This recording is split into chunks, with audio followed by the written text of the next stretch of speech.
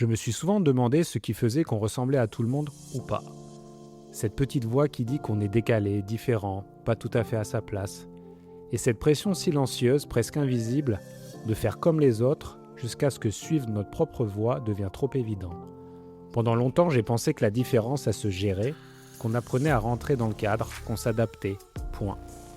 J'ai beaucoup plus tard intégré que ce qu'on appelle trop intense, trop sensible, trop rapide, eh bien c'est souvent exactement là que se cache la puissance de la personne. Pas malgré la différence, mais à travers elle. C'est pour ça que j'ai voulu faire cet épisode, parce que derrière chaque profil qu'on n'a pas su lire, il y a une personne qui a dû se reconstruire, et parfois seule. Et Sabrina en est l'exemple vivant. Elle a osé sortir du cadre, faire avec le temps de sa différence une force et un moteur à dompter. Elle a choisi d'en faire sa mission. Bienvenue dans les coulisses du mental. Alors pour rappel, dans ce podcast, on explore tout ce qu'on ne voit pas toujours derrière les parcours. Les doutes, les tensions intérieures, les moments de bascule et tout ce qui façonne aussi nos décisions et nos trajectoires. Et aujourd'hui, donc, je reçois une personne qui travaille justement sur ce qui reste souvent invisible dans les organisations, mais pas que, nos différences de fonctionnement cognitif. Et donc, Sabrina, je suis très, très heureux de t'accueillir dans les coulisses du mental. Et pour commencer simplement, est-ce que tu peux prendre quelques instants pour te présenter? Bah, écoute avec plaisir. Bonjour Steve. Alors moi je suis Sabrina Ménasria, je suis experte en neurodiversité au travail, autrice de nombreux ouvrages. Mon dernier ouvrage s'appelle «Manager les mad skills, libérer le potentiel de la neurodiversité en entreprise» et mon expertise ou en tout cas mon approche, elle consiste justement à valoriser la complémentarité des modes de fonctionnement qui sont différents et donc pour faire ça, j'agis à travers pas mal de choses. J'ai créé une Neurodiversity Alliance avec des entreprises, je suis conférencière sur la question formatrice, enfin voilà, je dirais, une boîte à outils pour Mhm. permettre de faire en sorte que cette vision, s aboutisse et j'ai créé Singularity Talent, qui est une Ok. entreprise à mission, dont la mission est celle que je viens juste d'évoquer avant et Ouais. voilà, je m'attelle à faire en sorte de rendre visibles les gens qui sont soit mis de côté, soit, invisibilisés de leur propre masking. Hmm. Fascinant. Je pense qu'on va creuser plein de belles choses aujourd'hui. Et je te propose justement qu'on démarre par la première qui est thématique, qui est la découverte de sa singularité. Donc moi, j'ai vraiment cette sensation, que dans beaucoup de parcours, pardon, il y a un moment où il y a quelque chose qui s'éclaire, sur soi. Tu vois, un moment où on comprend enfin des choses que l'on ressentait depuis un moment. Et pour toi, si je me trompe pas, ce moment, il est vraiment arrivé en 2008 avec la découverte de ton haut potentiel. Mmh. Et en 2008, j'ai fait quelques petites recherches, mais tu étais Mmh. engagé dans une trajectoire pro, assez exigeante, tu vois? Donc ma 1re question pour toi, c'est le jour où tu découvres, ce haut potentiel, qu'est-ce qui se passe à l'intérieur de ton côté? Moi, j'ai toujours cette phrase pour raconter mon moment de découverte, hein, c'est un moment important dans une vie Ouais. et je dis: «À ce moment-là, j'ai compris que c'était normal que je sois pas normale». Mmh. Tu vois, j'ai tellement eu cette impression de décalage toute mon enfance, toute ma jeune vie d'adulte, en Ouais. me disant: «Mais c'est quoi le problème avec moi? Pourquoi je me pose des questions que personne se pose? Pourquoi je ressens les choses de manière hyper intense alors que les gens sont cool? Pourquoi pour moi tout est, compliqué ou tout s je me prends beaucoup la tête alors que les gens survolent les sujets?» Mmh. Et donc j'étais convaincue que j'avais un problème et quand j'ai découvert ça, je me suis dit: «Ah, il y a une explication». C'est super. Bon, en même temps, c'est un grand moment de bouleversement Ouais. et je pense que ça a été vraiment le 1er effet que j'ai eu en apprenant ça. OK, donc cette idée un peu de soulagement, de découverte. Ouais, Ouais? ouais, de te dire que tu sais maintenant pourquoi, Ouais. que, il y a une explication presque logique à ta différence, à ton sentiment, parce que tu sais pas que tu es différent. Tu sais juste que tu es décalé et que tu arrives pas à trouver ta place, en fait. Mmh. Et donc j'ai eu cette explication-là et après quand j'ai voulu en parler, je me suis rendu compte que c'était compliqué, que les gens ne comprenaient pas donc je suis passée de: «Ah, waouh, je sais ce qui est différent chez moi, je vais en parler» et là, l'accueil a été très froid et donc je me suis dit: «Faut pas en parler, faut garder ça pour soi». Donc si tu veux, ça a été une découverte très personnelle Mmh. que j'ai gardée pour moi et dont je n'ai jamais parlé au travail, jamais. Super intéressant. OK, Ouais. donc il eu cette phase où c'est mon cocon, c'est mon jardin pour le moment. Ouais, mais tu vois, il y avait aussi ce truc, pourquoi qu'est-ce qui pose problème? Pourquoi c'est compliqué d'en parler? C'est ce qui m'a amenée à faire ce que je fais aujourd'hui, je pense. C'est Mmh. ce questionnement sur le pourquoi les gens réagissent négativement ou de manière étrange à ça et pourquoi les personnes qui sont concernées par ça ne peuvent pas le dire autour d'elles de manière très libre et les gens, ça les dérange, ça les gêne ou alors ils ont des remarques un peu négatives, «Mais tu te prends pour qui? Tu penses que enfin, tu pas plus intelligent que tout le monde». Ouais. Non, j'avais pas dit ça en fait. J'avais juste dit que j'avais trouvé un truc sur moi qui disait que j'étais un peu différente, mais on est tous différents, on a tous une singularité. Heu Mmh. et donc ça a été aussi ma deuxième révélation, c'est d'aller explorer le pourquoi et c'est ce qui m'a OK, amenée aujourd'hui à faire ce que je fais. super intéressant. Ça me parle beaucoup parce qu'on est aussi dans une période où il se passe plein de choses. Il y a cette notion de cadre, sortir du cadre, oser sortir du cadre. C'est des choses qu'on va regarder ensemble tout à l'heure, mais je trouve que c'est des sujets, passionnants et du coup, pour quelqu'un comme toi qui vit un peu cette révélation de manière tardive, tu vois, comment relire son passé sans tomber, tu vois, forcément dans le jugement? Ou alors j'imagine qu'il y a peut-être des étapes, tu vois? Bah, Comment en ça s'est passé?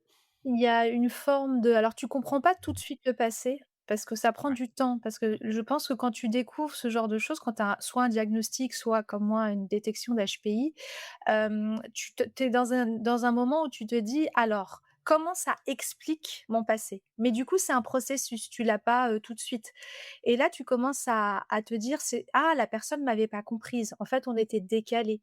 Donc à l'école, tu vois, je me disais c'est pour ça que l'école c'était, alors j'étais une très bonne élève, donc ouais. je me suis suradaptée, mais le coût énergétique de la suradaptation m'a causé un burn-out à 17 ans. Donc Waouh! pourquoi moi je fais un burn-out à 17 ans alors que les autres, sont bon stressés par le bac et pourquoi moi ça se transforme en dépression sévère? Mmh. Donc moi j'ai remis un petit peu d'ordre en me disant: «Ça expliquait certaines étapes difficiles et douloureuses de ma vie», et c'est ce qui m'a amenée à l'épuisement parce que j'étais intense, mais je le savais pas et que je faisais les choses pas comme les autres, que j'avais pas les mêmes façons d'apprendre et ça m'a aidée mais à dans un processus encore une fois, tu vois? Parce que les gens qui découvrent ça, moi j'en ai plein qui m'en parlent, ils sont un peu sonnés, tu es sonné quand tu l'apprends. Mmh. Et c'est le temps de la réconciliation avec ton passé, tu vois? Ouais. Et puis après de pas en vouloir aux autres aussi. Parce que ce que Mmh. tu avais pas compris sur toi-même, les autres aussi ne l'avaient pas compris sur toi, tu vois? Déjà toi-même, tu ne te comprenais pas, donc comment les autres pouvaient arriver à avoir cette empathie envers toi que tu avais pas toi-même? Et donc Ouais. c'est aussi un je trouve aussi un chemin de réconciliation avec les gens qui ont peut-être pas fait ce qu'il fallait, les parents qui ont pas positionné là où il fallait, les profs qui ont rien compris. Mmh. Et encore une fois, je suis pas à plaindre parce que comme je te dis, je suis une suradaptée. Ouais. Donc moi, c'est moi qui a été la variable d'ajustement du système. Je l'ai payé de ma santé et après je Mmh. me suis dit, «Plus jamais ça», et j'ai remis de l'ordre là-dedans. Et cette réconciliation pour toi, est-ce que tu l'assimiles à des étapes de faire le deuil de quelque chose ou qu'est-ce que tu as mis en place? Tu vois, c'est juste le temps aussi qui fait son œuvre? Tu vois, comment ça s'est passé? Bah, moi, je suis quelqu'un qui fait beaucoup d'auto-analyse. Tu sais, Dabrowski, c'est un psychiatre que j'apprécie, qui a beaucoup travaillé sur les hyperexcitabilités, qui est le sujet que je traite, à travers lequel j'aborde la neuroatypie. Il parle de d'autothérapie, beaucoup d'autothérapie et moi, je pense que j'avais ce petit talent, que j'ai découvert après. C'est ce talent pour l'autothérapie, le questionnement, la remise en question, la prise en compte de mes états émotionnels, la prise en compte de mes ressentis et la prise de décision en fonction de ça, en respectant mon intégrité psychique, tu vois? Donc ça, c'est quelque chose sur lequel j'ai pu m'appuyer. Je dis pas que c'était facile, mais du coup, si tu veux, j'ai beaucoup questionné mon passé et j'ai essayé d'analyser, et pourquoi et de repenser à mes ressentis à ce moment-là et donc ça a été ce travail d'auto-analyse qui m'a permis aussi, tu vois, d'avoir une trajectoire de vie différente, de pas répéter les erreurs du passé. Donc pour te donner un exemple, j'ai fait un burn-out à 17 ans. Donc sévère, alors celui-là, il était, vraiment c'était une dépression, anorexie, donc tu vois le gros package bien, tu sais, qui t'assomme bien comme il faut, quand tu es pas encore tout à fait majeur et fini et quand les choses se sont représentées, bah, en 2008 justement, j'ai ça a duré 2 mois, tu vois? Ma première dépression, mon premier burn-out, c'était au bout de quasiment 1 an que j'en ai pris conscience et la deuxième fois, c'était 2 mois et à partir de 2008, je n'ai plus jamais fait de burn-out. Donc tu vois, cette capacité d'apprentissage et de pas répéter les erreurs de fonctionnement du passé, c'est des choses qui m'ont beaucoup aidée. Et donc d'apprendre à écouter ses ressentis. Alors ça, c'est pas toujours intuitif parce que la partie émotion, comprendre ses émotions, des fois, moi je le vois aussi dans mes accompagnements, c'est quelque chose qui est pas inné, que même on refuse en bloc, on n'a pas envie d'aller voir ce qu'il y a dedans. Toi, c'est quelque chose qui t'a vraiment aidé à raccourcir ce temps et à avancer, c'est ça? Ça m'a sauvée, ouais. Moi, je pense que ça a un coût, je vais être Ouais. très honnête, ça a un coût d'être aligné avec ses ressentis et ses émotions, en tout cas de respecter son intégrité, je dirais, psychique et Mmh. émotionnelle. L'écouter, pas dire: «Non, non, mais tu vas-y bosse, tu t'en fous. Allez continue, continue», quand le corps dit non, que la tête Mmh. continue à dire oui, d'écouter la tête et pas le cœur, tu vois? Et le corps. Ça, c'est quelque chose qui est pour moi un danger et notamment, tu vois, chez les personnes qui ont une dominante intellectuelle, une intensité intellectuelle, c'est que tu vas très vite basculer sur le mode intellect et ton intellect, il va passer en mode tunnelisation. Donc, voilà ce que je dois faire, nanani, j'analyse, et cetera. Le corps dit stop, mais la tête, elle continue. Et en fait, Mmh. tu dois freiner ton intellect pour te remettre dans ton corps et dire: «Attends là, je dors pas, j'ai mal au ventre, je stresse quand je me lève, il y a un problème». Mmh. Et ce retour vers soi, tu vois, ce mouvement-là, il est encore plus compliqué quand tu as une grande intensité intellectuelle. Tu vois, quand ça, tu moulines tout le temps, en fait, hein. Ouais. Et ça, ce retour-là, ça te fait freiner, ça te fait parfois prendre des décisions qui sont tu vois, moi, j'ai fait des choix de carrière où parfois, j'ai pas choisi des jobs hyper bien payés, hyper exposés et cetera, parce que je me suis dit: «Là, je vais y laisser ma santé psychique» et ça, Mmh. c'est non négociable. Et moi, à partir de mon deuxième burn-out, j'ai réalisé un truc, j'ai dit: «Plus jamais je ne sacrifierai ma santé psychique, ça devient ma priorité absolue». Et du Mmh. coup, j'ai fait des choix de carrière qui ont été beaucoup plus épanouissants, beaucoup plus sereins, qui ont été j'ai eu une belle carrière, mais je pense que j'aurais pu prendre la fusée Ariane, si j'avais pas respecté ma santé psychique, mais aujourd'hui, je pense que je serais dans un état assez lamentable, pour être Ouais. tout à fait honnête. À quel coût, quoi? Ouais, c'est ça, le coût Mmh. est à payer, le coût du bien-être, si tu veux, c'est tellement épanouissant d'être, en accord entre ta tête, ton corps, ton cœur, d'avoir des actes alignés, des actions qui font sens, que tu te dis: «Je vais sacrifier ça», mais au final, pourquoi je le sacrifie? Qu'est-ce qui peut valoir ce prix-là, en fait? C'est quel peut être le coût que tu peux mettre à côté, tu vois? Et j'ai pas trouvé de coût matériel qui pourrait être suffisamment, tu vois? Pour moi, il y a pas de coût, en fait, en réalité. Et puis bizarrement, quand tu te réalignes ou bizarrement, je sais pas, mais vraiment tu fais des choses qui t'épanouissent et comme tu fais des choses qui t'épanouissent et sur lesquelles tu as du talent et ben, l'abondance vient aussi, tu vois? Les choses se délient et c'est assez puissant ce qui se passe derrière, mais au début tu as peur quand même. Bien sûr, ça fait peur et j'aime bien aussi dans ce que tu dis, ça me fait penser au trésor qu'il y a à découvrir dans la capacité qu'on a à dire non, parce que fermer des portes, c'est aussi en ouvrir tellement d'autres et qui sont potentiellement, à partir de ce que tu dis, tellement plus alignés, peaceful avec soi-même, et donc forcément derrière, l'énergie, l'abondance, les opportunités que ça crée. Ça, c'est pour moi un cercle vertueux, exceptionnel, quoi. Ah ouais, mais tu as complètement raison et je te dis, sur certains profils, notamment si on parle du HPI par exemple, de l'intensité intellectuelle, heu, le vraiment ils te disent un truc, tous, ils te disent: «Je rêve que mon cerveau s'arrête». Mmh. Tu vois? Tu vois le Ouais, truc? Je rêve que mon cerveau s'arrête, que j'arrête de mouliner et que je dorme avec presque un cerveau vide. Je serais très heureux d'avoir un cerveau, vide et en paix et ouais. c'est pareil pour les hypersensibles aussi, sauf que c'est une question de dominante. Et tu vois, ça n'a pas de prix parce qu'une fois que tu es pris dans la machine, ben, en fait, c'est très, très difficile d'arrêter, enfin Bien. de Ouais. freiner. Ouais, ça me fait penser à quelque chose que je voudrais qu'on explore, peut-être juste après, Ouais. mais c'est accepter de ralentir, et comment on fait. Mais, j'aimerais qu'on revienne aussi sur les idées de croyances sur soi, tu vois? À ce Oui. moment-là, en 2008, quand tu apprends tout ça, est-ce que tu as retravaillé des croyances sur toi de manière spécifique ou peut-être quelles croyances tu as modifiées à ce moment-là ou à travers, tu vois, le temps qui a suivi? Pour te basculer dans quelque chose qui est beaucoup plus, doux de ton histoire avec toi, tu vois? Mais c'est quoi ces croyances-là selon toi? Moi, j'avais une croyance limitante. J'étais, quelqu'un d'assez perfectionniste et d'exigeant. Donc tu vois, Mmh. j'avais cette croyance que c'était jamais assez bien, que j'étais jamais à la hauteur. Toi ou les autres? Moi, moi, Ouais, moi, OK. moi et du coup, je transposais ça sur les autres, c'est-à-dire que mon exigence, je pouvais être au tout début de ma carrière quelqu'un d'assez bourreau vis-à-vis des autres. Heureusement, j'ai la chance d'avoir une très grande empathie, ce qui fait que quand je suis trop bourreau, je le sentais, je me disais: «Il y a un truc qui va pas», mais je ne comprenais pas pourquoi. Ouais.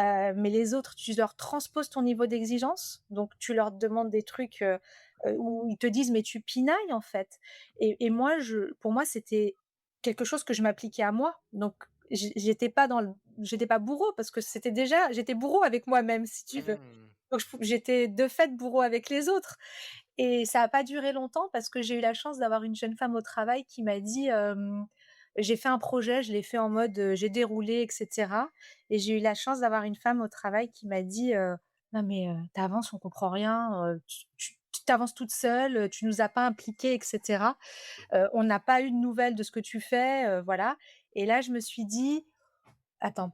Elle m'a renvoyé un miroir et elle m'a rendu un énorme service parce qu'à partir de ce moment-là, je me suis dit: «Alors comment ton comportement affecte les autres?» Mmh. Et donc tu vois, j'ai compris mon niveau d'exigence, j'ai essayé de le tempérer et j'ai compris que vis-à-vis des autres, je pouvais pas transposer et donc j'ai essayé de remettre ce cadre-là sur comment je travaille avec les autres, avec mon mode de fonctionnement atypique, tu vois? Et Mmh. ça a été, quelque chose qui a changé, je pense, une croyance sur moi-même, c'est que, je pense que la surqualité n'a jamais de fin. Tu peux être pris dans un tunnel où en fait, ce sera jamais assez bien et donc Jamais assez parfait, ouais. ça sera jamais assez parfait et du coup, je suis revenue à un niveau d'indulgence vis-à-vis de moi-même en me disant: «Hey, c'est déjà énorme ce que tu as fait. Donc Mmh. apprécie ton travail, sois satisfaite, dis-toi: "C'est bien"», le truc que je m'étais jamais dit: «C'est bien», parce que c'est jamais assez bien. Bien Donc je sûr, m'étais ouais, dit: «Dis-toi que c'est bien ouais. et dis aux autres que c'est bien» et ça a été un apprentissage. C'était pas inné chez moi. La perfection de l'imperfection. Exactement. Trop bien. Est-ce que tu perçois une autre croyance, que tu vraiment qui a été une bascule pour toi quand tu as su la switcher, comme celle que tu viens de partager? Ben, disons que celle-ci, ça a été la plus importante, je trouve la plus, c'est celle qui m'a vraiment apaisée, permis, tu vois, de redescendre, un petit peu. Après, bah, je te dis, il y a ce côté estime de soi, parce que, là, j'étais sur le côté un peu exigence, mais derrière, c'est l'amour de soi, l'estime de soi. C'est-à-dire quelle est ta valeur à toi, en fait? Comme c'est jamais fini, c'est jamais parfait, tu peux confondre ton travail et toi-même. C'est-à-dire, ta valeur personnelle et la valeur de ton travail. Donc la valeur que tu as, l'estime de soi, tu vois? Quand les gens me rendaient service, je disais: «Merci, merci, merci». J'étais absolument, émerveillée que les gens m'aident, émerveillée que quelqu'un fasse quelque chose pour moi, tu vois? Ça, c'est depuis que je suis toute petite et après j'ai réalisé aussi un truc, je me suis dit: «Mais tu as vu tout ce que tu fais pour les autres? Donc si quelqu'un fait quelque chose pour toi, tu as l'impression que c'est exceptionnel alors que tu fais des choses incroyables pour les autres, tu es toujours disponible pour eux, tu essaies de prendre le temps». Donc accepte aussi que les autres, de recevoir des autres. Ça a été aussi une grande bascule, c'est recevoir de l'aide, accepter de l'aide, accepter d'être vulnérable. Je suis pas toute puissante, je suis pas, une femme parfaite, personne ne l'est, on est tous vulnérables et ça, je m'étais construit avec une carapace, je crois, qui n'acceptait pas la vulnérabilité parce que la vulnérabilité, c'était la mort, c'était le fait de faillir, ça c'était dangereux et ça, je pense que quand j'ai ouvert ma vulnérabilité en me disant: «Bah, là, je sais pas faire, j'y arrive pas, est-ce que tu peux m'aider?» chose impossible à imaginer dans tu vois, dans mon Moi, j'ai pas enfance. besoin d'aide. Ouais, j'ai besoin d'aide et d'ailleurs, tu sais, chez les neuroatypiques, c'est vraiment, la chose la plus challengeante pour eux, c'est de demander de l'aide. On leur apprend, la première chose, c'est: «Demande de l'aide, tu n'es pas seul au monde». Tu sais, ce Mmh. sentiment d'isolement, d'être minoritaire Ouais. et ça, j'ai vu les effets en m'ouvrant, aux autres, et ça m'a apporté, bah, un très bel entourage aidant aussi, que je Mmh. m'étais pas autorisée en pensant que j'étais seule au monde à devoir tout faire. Ah ouais, c'est fascinant ce que tu partages. Alors toi, tu parles de math skills et quand je parle aussi de soft skills, je trouve que pour moi, la vulnérabilité, tu vois, c'est peut-être l'une des plus belles, tu vois? Et surtout, quand on est dans des postes, en organisation de type management, direction et cetera. accepter d'être vulnérable, je trouve que c'est tellement un bel exemple qu'on peut, cascader vers le bas et pas que vers le haut, tu vois? Envers ses collaborateurs est tellement, tellement puissant.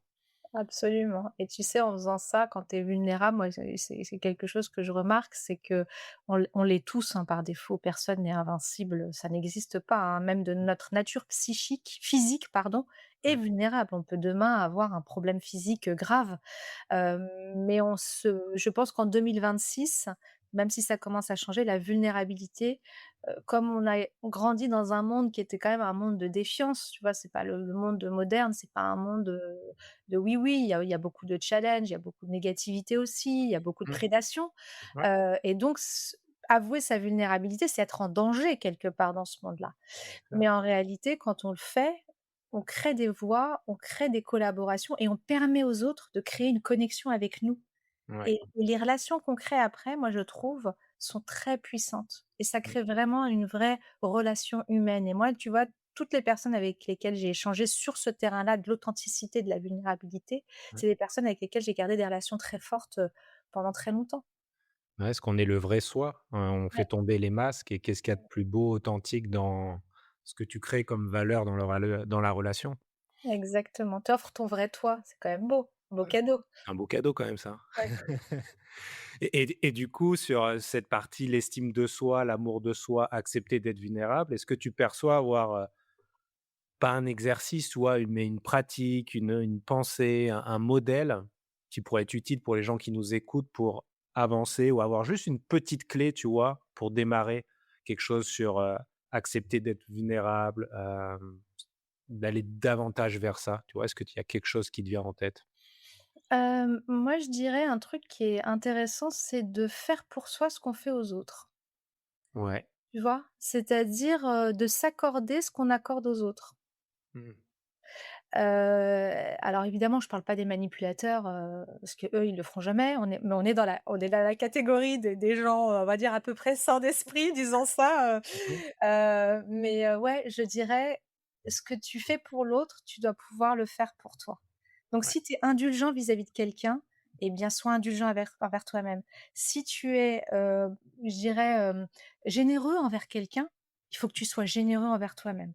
Et Mmh. ça, c'est quand même une clé, bah, du coup, tu te rends, donc tu nourris l'amour que tu as de toi-même parce que tu te donnes à toi, tu vois? Moi, je dis toujours, on doit être la première personne qui doit être l'objet de notre générosité, de notre amour, tu vois? On peut pas envoyer à l'extérieur quelque chose qu'on se donne pas à soi, sinon on a un réservoir vide à la Ouais. fin, tu On a vois? plus d'essence là, ouais. On n'a plus d'essence et ça, c'est la une clé d'équilibre aussi parce que tu vois, moi, il y a plein de gens qui me disent, «Ouais, mais moi, j'ai tout fait pour la personne et elle m'a jamais rien fait, moi, j'ai fait ça, ça, ça» et en réalité, quand tu fais les choses et que tu te rends, tu attends rien des autres. Donc Bien sûr. par effet, tu ne te plains même pas des gens parce Mmh. que tu dis: «Bah, oui, mais de toute façon, j'ai reçu en retour, donc forcément, j'ai pas ce problème-là à gérer», tu vois? Ouais. Et ça crée aussi des relations plus apaisées. Sinon, OK. tu es en déficit.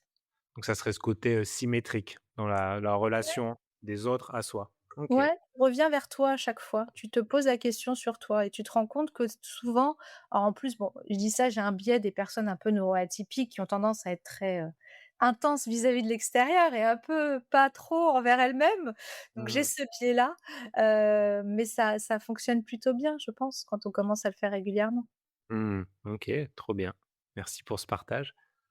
Je Avec te plaisir. propose qu'on glisse tranquillement dans la deuxième thématique, qu'on pourrait appeler, intensité et risque aussi, tu vois? Donc moi, ce que je capte, c'est de comprendre sa singularité, ben, ça peut être extrêmement libérateur, mais dans beaucoup de cas, alors dans la partie HPI, hein, il y a aussi une intensité particulière et ça, cette intensité cognitive, bah, c'est aussi ce qui permet d'aller très loin, mais qui peut aussi devenir une forme, d'auto-violence ou auto-exigence, de ce que je perçois, qui peut donc se retourner contre soi, tu vois? Toi, tu as cette partie intensité, comment elle se manifeste ou se manifestait-elle concrètement dans ton quotidien?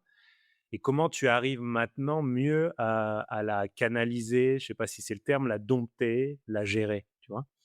Ouais, la difficulté quand tu es intense, c'est qu'on t'apprend pas à maîtriser. Déjà, tu le sais pas au début, après tu le sais, Ouais. mais on t'apprend pas à maîtriser la vitesse. C'est-à-dire, tu vas avoir moi je dis toujours, on t'apprend pas à conduire la voiture, Donc en fait, tu peux être à fond sur l'autoroute et tu t'en rends même pas compte. Tu crois que tu roules en national, en fait. Et Mmh. c'est quand les gens te disent: «Wouh, tu es allé vite» et tu dis: «Ah bon? Non, bah non, Ouais, je roulais à moi? vitesse constante, je faisais pas ça». Donc tu vois, je pense que la l'intensité, c'est un élément, qui implique forcément de travailler sur la maîtrise de la vitesse, tu vois? Mmh. Et donc la régulation et en gros, tu vois, c'est comme il y a certains enfants HPI à qui on dit, qu'il faut qu'ils sautent des classes et qui bah oui, mais il s'ennuie, donc on l'occupe, on l'occupe, on l'occupe. Mais en réalité, on nourrit son intensité et le jour où il va se retrouver dans un écosystème qui n'est pas intense, ce qui est quand même, 90 des écosystèmes dans lesquels on vit, bah, il va se dire: «Mais qu'est-ce que c'est que ces gens? Ils vivent au ralenti» et cetera et Je ça m'ennuie. renforce le Mmh. sentiment de décalage et d'ennui. Donc je dirais, que c'est, apprendre à freiner, c'est la clé. Moi, ce qui m'a permis d'apprendre à freiner, c'est, 1 la prise en compte de mes ressentis. C'est-à-dire que quand je suis en déséquilibre et que je me sens pas bien, j'arrête et la deuxième chose, je dirais qui est, importante, c'est de savoir l'investir là où tu veux l'investir, c'est-à-dire sur tes Mmh. zones de talent. Et moi, maintenant, j'ai un petit outil par rapport à mes intensités. Elles sont toujours là, elles disparaîtront jamais. C'est mon outil du quotidien, c'est ce qui me permet de faire tout ce que je fais. Tu vois, Mmh. c'est ce que je dis toujours, c'est une merveille d'avoir la chance d'avoir ces moteurs-là, tu vois? Le tout, Mais c'est c'est un d'apprendre à cadeau. conduire. Mmh? C'est un cadeau aussi. Bien sûr, mais Mmh. ça nécessite un permis, tu vois? Il faut apprendre à conduire, c'est ça le truc, et pas être toujours en cinquième en accélération. Là, la santé psychique et physique, elle passe sa lasse, hein. Là, elle est fichue, et on perd les autres. On est déconnecté des autres et moi, aujourd'hui, ce qui m'aide beaucoup, c'est, tu vois, c'est de réguler la vitesse et quand je sens la flamme monter en moi, tu vois, un truc qui me passionne, un truc où je me dis: «Waouh, c'est hyper intéressant», ou alors: «Ah, j'adore cette personne», tu sais, sur mes intensités émotionnelles. Je suis quelqu'un de très empathique, donc je ressens les gens à puissance 1000. Donc voilà, je peux avoir cette intensité qui se révèle comme un feu d'artifice. Je respire et je descends. Tu vois? Je respire et je descends et j'essaie d'avoir un peu, alors certains diront que ça va casser l'énergie du moment. Alors parfois je laisse aller et parfois je me dis: «Attends, descends, respire» et je redescends sur un rythme un peu plus bas parce que parfois ça peut faire peur aux autres. C'est ce que j'ai remarqué. Ils se disent: «Ouh là là, qu'est-ce qui déclenche le truc là? Détends-toi là, tout va bien» et donc j'ai travaillé beaucoup en méditation, pleine conscience, en respiration aussi, pour, voilà, pour réussir à réduire, tout ça, et le remettre dans l'ordre du temps et des autres, on va dire ça comme ça.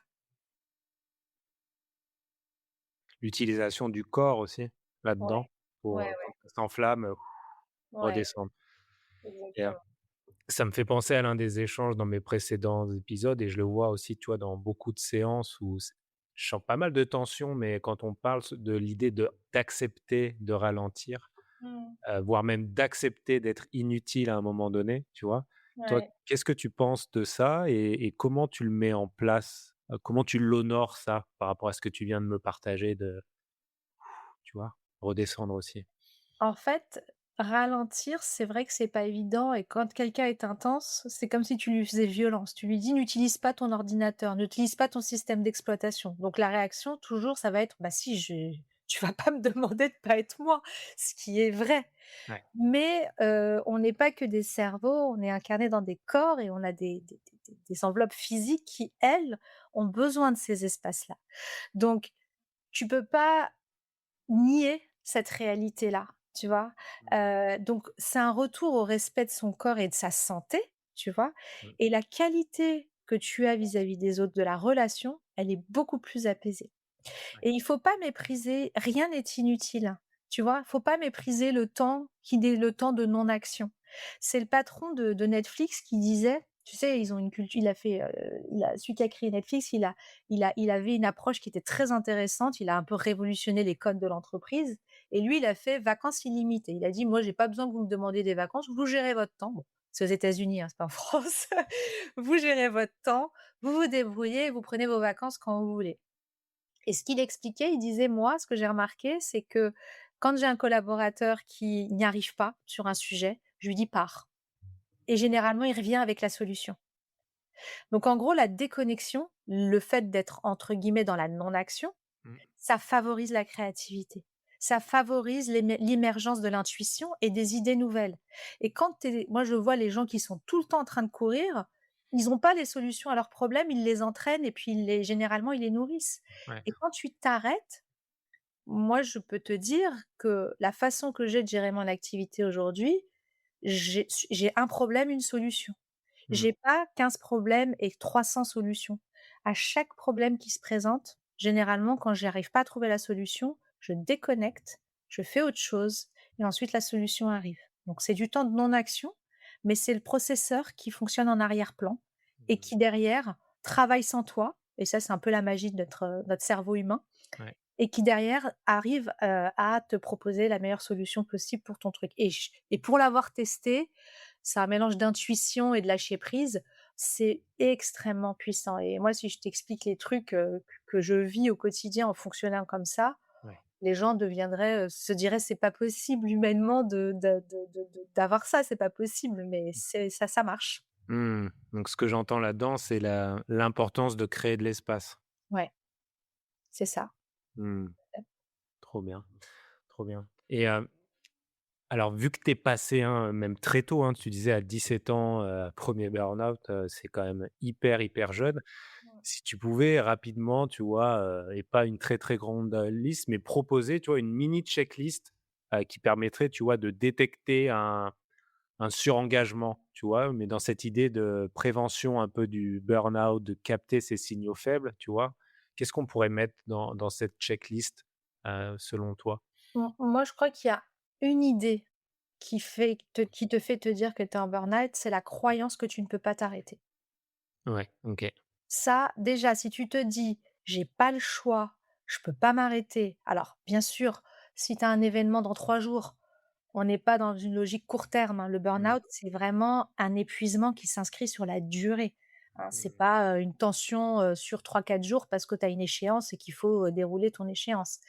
C'est un épuisement profond, le burn-out, hein, et généralement ça s'instille dans ta vie sur des mois, tu vois? Mmh. Et je dirais si tu as le sentiment en continu que tu ne peux pas t'arrêter dans ce que tu fais, que si tu t'arrêtes, ton entreprise s'effondre, ton foyer s'effondre, ta boîte s'effondre, ou ton projet tombe à l'eau, c'est un énorme signal d'alarme. Ouais, alerte Parce rouge que là. Ouais. hein? Alerte rouge là. Ouais, ouais, ouais, ouais et tous ils te diront, «Non mais je peux pas m'arrêter, ça va je vais planter le projet, je vais planter ça et cetera». Personne n'est irremplaçable, encore une Mmh. fois, sauf à sauver des vies, voilà, mais même, tu vois, je regarde les conditions qu'on accorde à nos médecins, ils travaillent comme des fous dans les services d'urgence, même eux, ils sont dans des situations de burn-out, tu vois? Mmh. On devrait leur donner cet espace, plus d'espace pour se ressourcer et pour être plus performants dans ce qu'ils font. Je dis pas qu'ils le sont pas, Ouais. mais quand tu es épuisé, généralement, tu fournis pas la même performance que quand tu es au meilleur de ta forme. Enfin, Mmh. c'est plutôt un principe réaliste. Donc, tu vois, plutôt qu'une checklist, moi, je dirais ce point-là sur la durée et si vraiment vous avez le sentiment que c'est impossible de s'arrêter, là, il faut tirer la sonnette d'alarme, il faut aller voir un thérapeute, il faut se faire aider, il faut demander de l'aide au travail, il faut poser des questions, il faut en parler autour de soi, il faut surtout pas se replier sur soi-même Mmh. et des solutions vont arriver et logiquement, parfois, ça veut pas dire que tu vois, ça veut pas dire que, le problème, c'est pas le parfois, c'est le job le problème, hein. Parfois, Mmh. c'est le management, hein. Je veux dire, ça peut être ça aussi, hein. Mais, Oui, parfois c'est l'environnement aussi. exactement, Mmh. voilà. Tu vois, c'est pas que la personne, généralement, tu as des environnements en plus sur les personnes intenses, tu vois, c'est des environnements où les personnes, elles vont demander de la stimulation. Je prends l'exemple des personnes TDAH, si elles sont pas stimulées, elles s'ennuient, si, les c'est flagrant chez elles. Donc savoir elles vont en demander de plus en plus et le manager va dire: «Bah, génial, j'en donne de plus en plus», tu Mmh. vois? Sauf que la personne ne sait pas se réguler. Ouais. Donc du coup, malgré elle, elle se met en situation de risque. Donc voilà, vigilance sur sa je dirais ça moi en synthèse, ouais. Mmh. Mais du coup, ce que j'entends aussi, il y a tout un rôle d'évangélisation aussi en entreprise. auprès du management ou de la direction pour capter ça. Alors formidable si tu as un employé qui demande plein de projets et cetera, mais le piège, il est aussi, énorme quoi, Bah là-dedans. oui. Comment Bah tu oui. vois? Ça Non, non, c'est l'un de tes combats actuellement, enfin ah l'une de oui, tes, bah missions? bien sûr, parce que les personnes intenses, elles ont le burn-out en tu sais, c'est le truc qui Ouais, leur pend au nez en ouais. permanence, en fait, hein, qu'elles soient hypersensibles, HPI, autistes, TDAH ou même les personnes dyslexiques, en réalité, elles ont cette particularité, c'est que ça leur pend au nez, le burn-out Mmh, et je dis toujours une chose, le burn-out, c'est le mal des gens engagés. mmh, Quelqu'un qui s'en fout ne se met jamais en burn-out. bien Il sûr. lève le pied, il met les trucs de côté, il se dit: «Après moi le déluge». Je veux dire, le burn-out et c'est là où les entreprises moi je fais beaucoup de formations et beaucoup de conférences là-dessus en disant: «Attention, ce sont vos collaborateurs les plus engagés qui sont en train de se brûler pour vous Mmh, et généralement que vous ne comprenez pas et au bout d'un moment que vous ostracisez en disant: «Oh mais il est ingérable, elle est ingérable, non mais elle nous a saoulés, nous a» tu vois? Et il y a une forme d'injustice en fait, parce que la personne, elle est la variable d'ajustement du système, elle se ouais. donne corps et âme à son objectif, à ce qu'elle fait et au final, bah, c'est elle qui, Qui se trinque. sacrifie et qui trinque, ouais. Donc il y a une vraie responsabilité aussi, hein, des Oui, de organisations détection, tu d'en vois? capter, ouais. Ouais, bah, tu vois, typiquement dans les politiques, tu sais, il y a tout un tas de politiques sur les risques psychosociaux en entreprise Ouais. et ben, les facteurs d'intensité, là, j'ai travaillé avec une organisation qui a intégré ça dans la Mmh, prévention qu'ils font en interne en disant: «Si vous détectez des formes d'intensité, tu vois, émotionnelles, intellectuelles, même sensorielles», tu vois, il y a un risque de burn-out sensoriel, créative même, tu vois, les idées, intensité créative, c'est j'ai 50 000 idées à la seconde, je vais proposer plein, plein, plein, plein de solutions et pareil, tu sais, l'intensité, elle demande à être nourrie, hein, c'est c'est son ça. principe et donc Mmh, d'avoir des signaux faibles de détection de ces intensités pour avoir une surveillance des risques de burn-out chez ces personnes-là et je peux te dire, parmi toutes les personnes que je côtoie, bah, quand je côtoie professionnellement et personnellement, toutes ont vécu un burn-out. Toutes mmh, ouais, et donc ça fait peur, hein. c'est hyper répandu. Ah ouais, bah, dans ces populations intenses, oui, très, Mmh, mmh, ouais. ouais. C'est le risque majeur. Donc c'est bien qu'on en parle aussi, je trouve, quand on met en perspective, alors tu as de plus en plus aussi d'entrepreneurs, mais de ce qui se passe dans les organisations. Je pense qu'il y a une vraie lecture à affiner de être empathique, c'est aussi capter, avoir des antennes sur ce qui se passe chez les gens qui nous entourent aussi, tu vois? Donc tu as un Exact. vrai rôle d'être ambassadeur aussi de cette détection. Ouais, oui, complètement. Tu as l'entreprise qui a son rôle, l'organisation et après tu as la personne elle-même qui doit avoir conscience de son tu vois? Mais si tu sais pas que tu es intense, tu fonctionnes comme tel, tu n'es pas au courant que tu es comme Exact. ça. Pour toi, c'est normal et Ouais. quand tu dis à la personne: «Mais tu te rends compte que tu as fait ça, ça, ça, ça en 2 jours?» Oui, bah Ouais, oui, c'est c'est normal, normal, c'est classique. normal, c'est pas J'aurais normal. pu faire mieux. «Ouais, oui, j'ai pas fait ça et j'ai pas fait ça, ça, ça, ça». Ouais. Ah oui, d'accord, OK. Donc on travaille sur les 2. Moi, je dis toujours qu'il faut toujours travailler des 2 côtés pour vraiment avoir des résultats efficaces. Mmh. Tu sais, j'ai beaucoup aimé dans un de tes posts LinkedIn, tu parlais de la gestion du stress comme, un levier indispensable, à la santé mentale. Toi, depuis ton expérience d'aujourd'hui, quels outils ou clés précises, tu vois, tu pourrais partager aux gens qui nous écoutent sur, mieux capter, mieux gérer son stress, comment s'y prendre? Tout à l'heure, tu parlais de méditation, de respiration, mais est-ce que tu vois d'autres éléments que tu pourrais nous partager là-dessus? Moi, je pense que le stress, ça peut ne pas être forcément négatif. C'est le stress chronique qui est Ouais. dangereux. C'est comme, tu vois, c'est comme, l'histoire du burn-out, tu mets un bon coup de collier sur 2 jours, ça va. Le problème, c'est les moments de récupération. Donc Mmh. quelqu'un qui est soumis à un stress permanent et ça a été prouvé par plein d'études, hein, tu sais, on dit toujours flight, tu sais, je sais pas si tu connais l'adage, face à un stress énorme, fly pardon, fight ou Mmh. freeze. Donc tu t'enfuis, tu te bats ou Ouais. tu Ou te freezes, j'ai pas tu le restes mot. figé, ouais. Reste figé, exactement, et c'est les 3 options parce qu'en réalité, ton corps, il ne va pas supporter de subir ce stress à long terme. Mmh. Donc déjà, savoir la différence entre stress, court terme, coup de «pression» entre guillemets et l'installation d'un stress chronique qui nuit, au système nerveux, qui nuit à l'équilibre psychique et physique. Donc déjà, c'est de faire la part des 2. Et après, en termes d'outils, moi il y a des petits outils pour soi, donc Mmh. je pense que d'aller se faire aider quand on est quelqu'un qui a naturellement une tendance au stress et à l'anxiété, tu vois? C'est souvent lié à l'anxiété, d'aller se faire aider par, des personnes, des sophrologues ou des thérapeutes ou autres, pour avoir des outils pour le faire, ça c'est parce que si on est vraiment concerné, c'est que c'est profond, tu vois? Même un petit outil ne servira pas. Mmh. Ça, c'est la première chose. Et après, moi, il y a un truc que je trouve intéressant dans ces sujets-là, c'est j'en parle autour de moi et je demande de l'aide. Alors, c'est clair que, je crois beaucoup à l'intelligence collective, je crois beaucoup à la bienveillance. Alors bien sûr, pas le collègue, ou le copain, qui a jamais le temps ou le collègue, qui veut, votre mort, non, Ouais, c'est pas ça. tu sélectionnes un minima quand même. Voilà, c'est ça, il faut bien sélectionner les personnes, mais d'en parler, de dire: «Tiens, je suis hyper stressée sur ce truc», parce que je crois que les solutions peuvent venir de l'extérieur, Mmh. tu vois? Et le fait de relativiser soit la charge de travail, tu vois? Il y a quelqu'un qui peut dire: «Mais pourquoi tu es stressée là-dessus? Mais tu sais que lui, telle personne en fait, bah, elle s'en fiche, hein, elle t'a jamais demandé ça». «Ah bon? Ah OK. Oui, oui, tu es peut-être un peu exigeant envers toi même». Et je crois à cette, intelligence de l'autre parce qu'on se regarde nous avec beaucoup de difficultés et l'effet miroir, le Mmh. regard qu'a l'autre sur notre niveau de stress peut être aussi hyper précieux pour nous. Donc moi j'ai cette tendance à dire aux gens: «Sortez de l'isolement, vous n'êtes pas seuls, les gens sont beaucoup plus bienveillants que ce que vous pensez». Mmh. Même si on a la croyance de dire, voilà, mais une mise en vulnérabilité, dire: «Putain, j'ai un stress énorme là, qu'est-ce que tu en penses? Il y a ça, ça, ça». Ça peut, permettre de sortir de la roue du hamster. Mmh.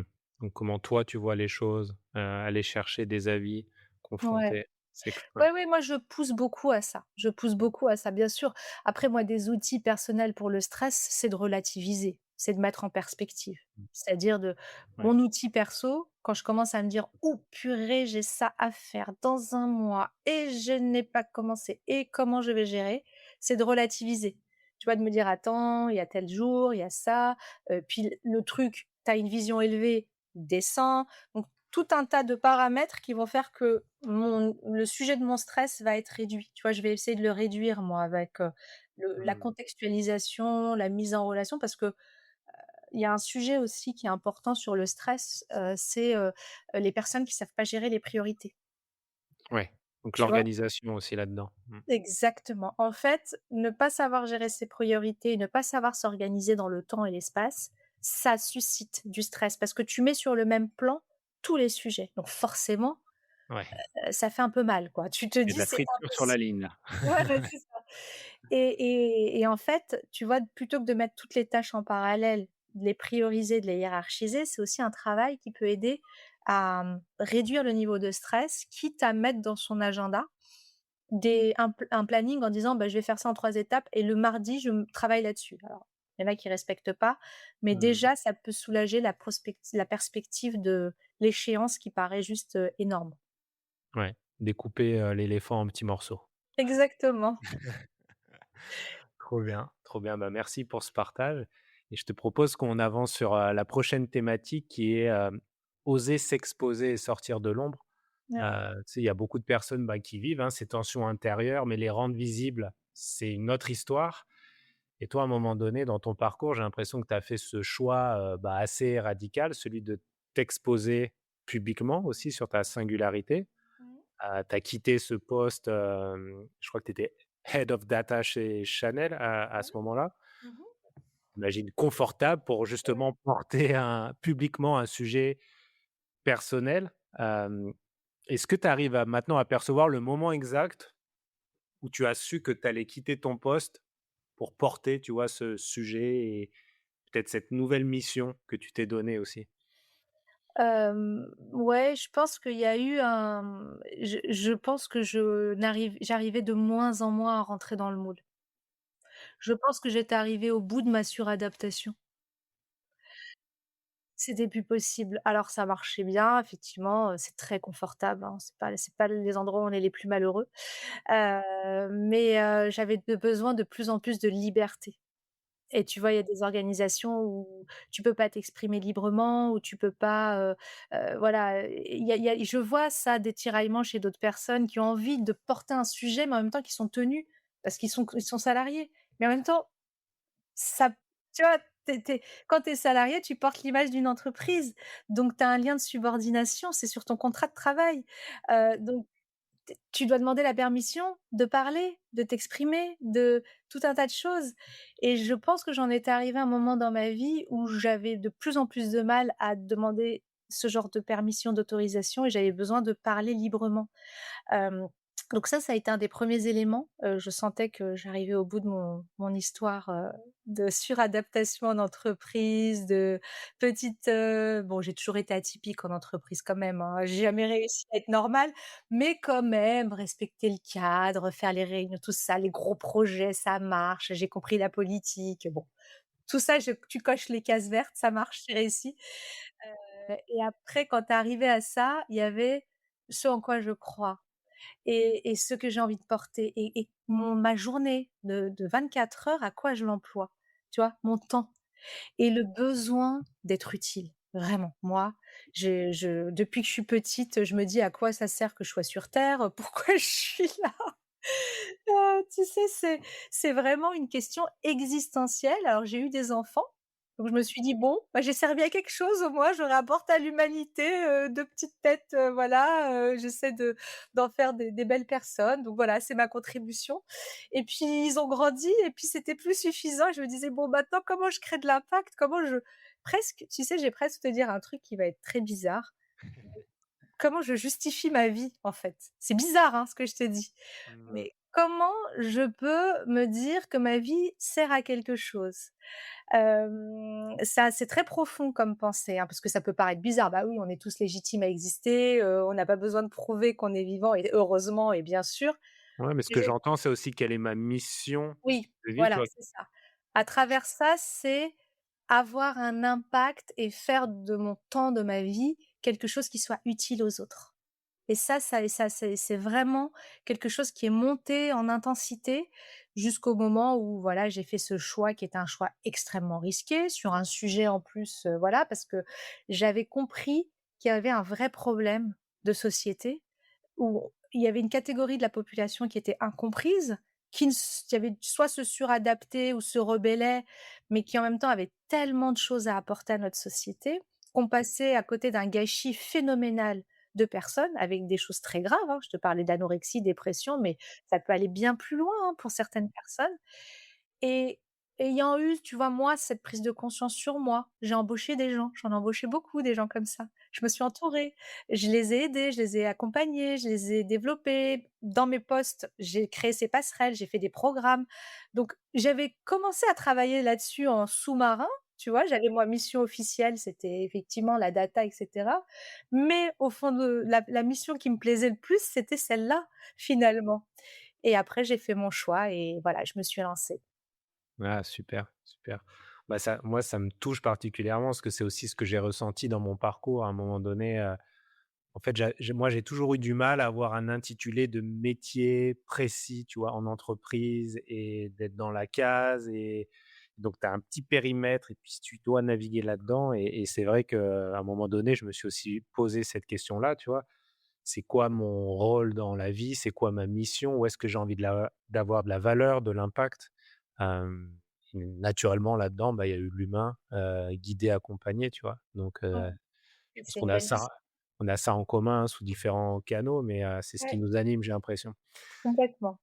Et et du coup, ça me fait penser à une question, tu vois? Comment on fait pour distinguer, hem, un appel intérieur, donc l'impression, ce que tu as vraiment, tu vois, ressenti toi, d'un simple ras-le-bol, tu vois? Qui peut être beaucoup plus ponctuel? Hem, moi, je c'est une super bonne question parce que c'est vrai que parfois tu as des décisions comme ça qui peuvent être prises sur un coup de tête.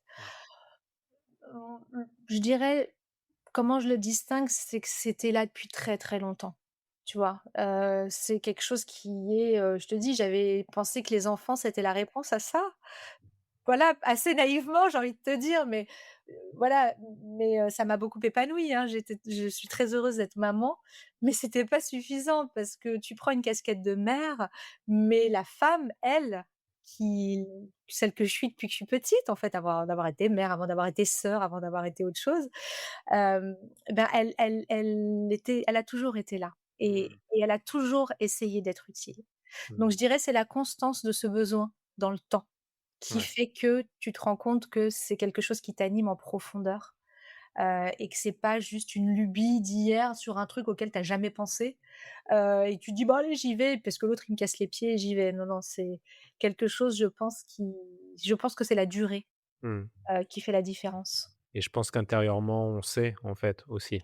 Hem et ça me fait penser, tu vois, au en coaching, moi, j'adore et je trouve que c'est indispensable et je rêverais de, je sais pas, faire un projet où on puisse le faire très tôt chez les jeunes, peut-être, c'est au moment de l'orientation, le travail sur nos vraies valeurs intrinsèques, tu vois?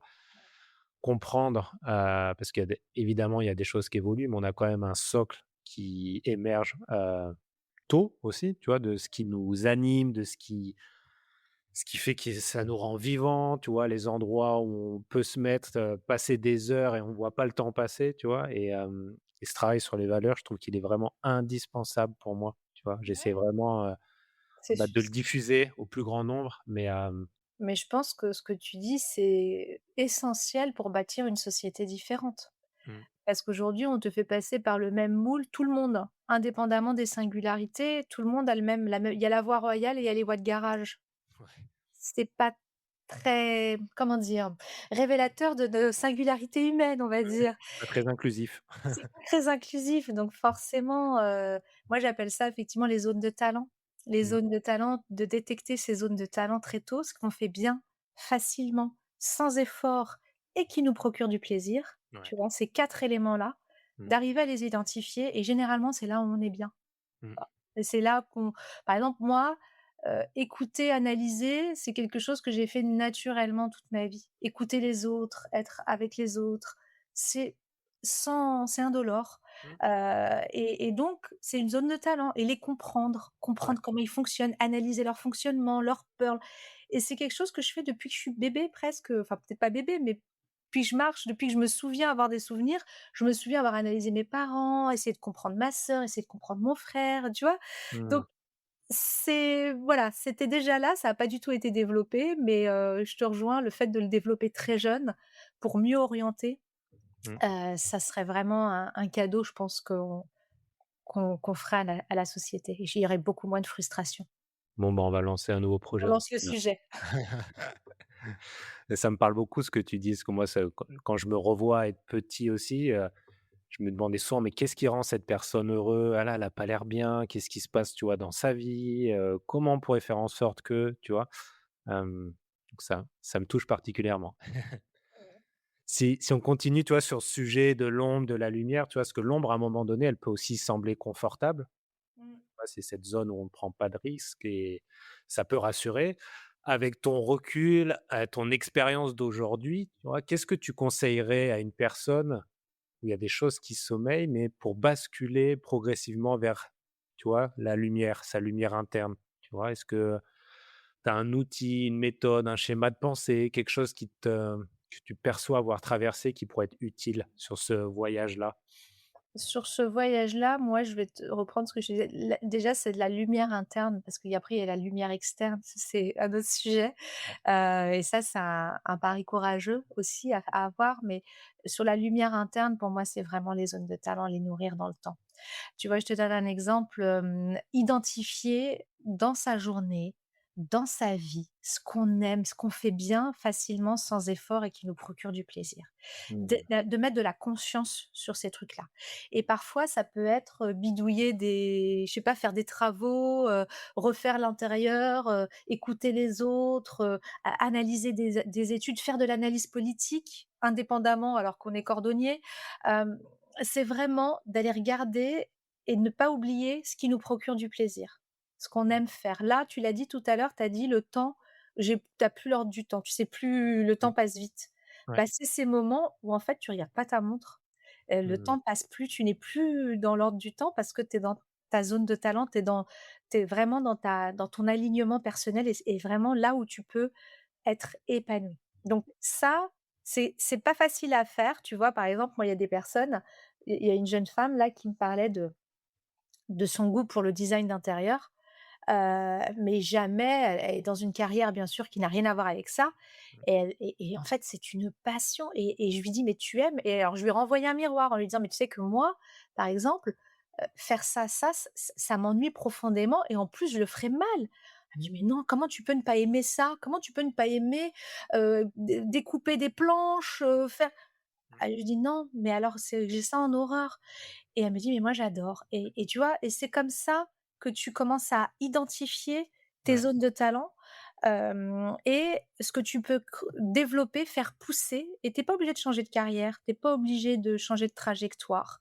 Tu fais pousser cette petite graine, tu la développes, tu fais une petite formation. Oh, tu te rends compte que la formation, c'est génial. Tu fais par exemple, comme toi, par exemple, voilà, tu aimes écouter les autres et tout, tu dis: «Mais j'aime ça, j'aime Mmh. être près des gens, j'aime les entendre et les guider». C'est vraiment un moment pour moi de pur plaisir, de bonheur. Ça paraît bizarre à dire, Ouais, mais ouais. quand tu y es, tu sais de quoi je veux te parler.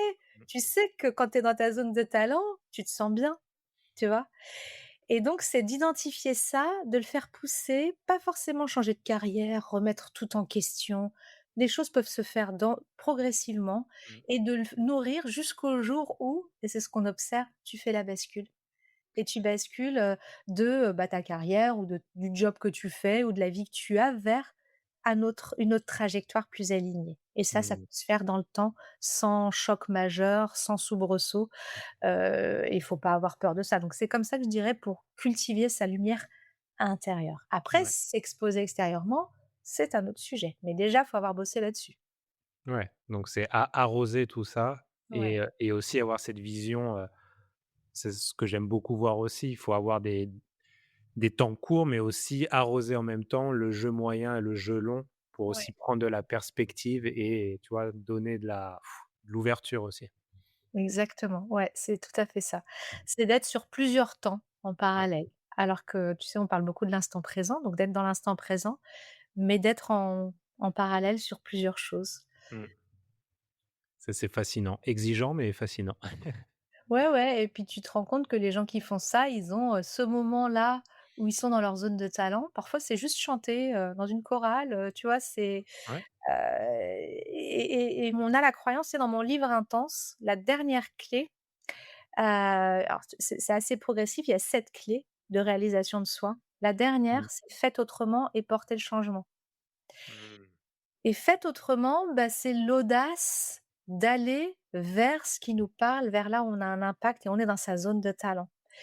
C'est difficile et c'est pas facile, il faut vraiment, mesurer Mmh. que ça nécessite quand même de dépasser certaines peurs Bien sûr. et pour dépasser ces peurs, le temps aide énormément. La progressivité des choses aide. Moi, j'ai fait une bascule brutale parce que je sais que j'étais appelée à faire cette bascule brutale.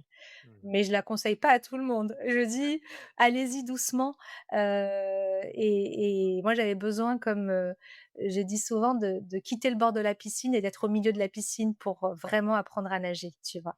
Mmh. Ce que j'ai fait, mais c'est pas obligé, on peut, voilà, y aller plus progressivement. Je suis plutôt de la même team que toi. J'aime bien quand c'est, très inconfortable comme sortie de Ouais. zone de confort. Bah, faut respecter, voilà, faut respecter ses besoins et Exactement, exactement. Et du coup, j'aimerais maintenant qu'on creuse un petit peu ensemble. Moi, ce que je trouve fascinant dans ton parcours, c'est que tu t'es pas arrêté à juste la prise de conscience perso, tu vois? Tu as aussi structuré toute une réflexion beaucoup plus large, donc sur ce que tu appelles les math skills et j'aimerais qu'on creuse un petit peu ensemble l'idée que ce qui dérange dans un système, tu vois, qui est normatif, peut aussi être parfois exactement ce qui permet d'avancer et d'innover aussi, tu vois? Notamment en entreprise.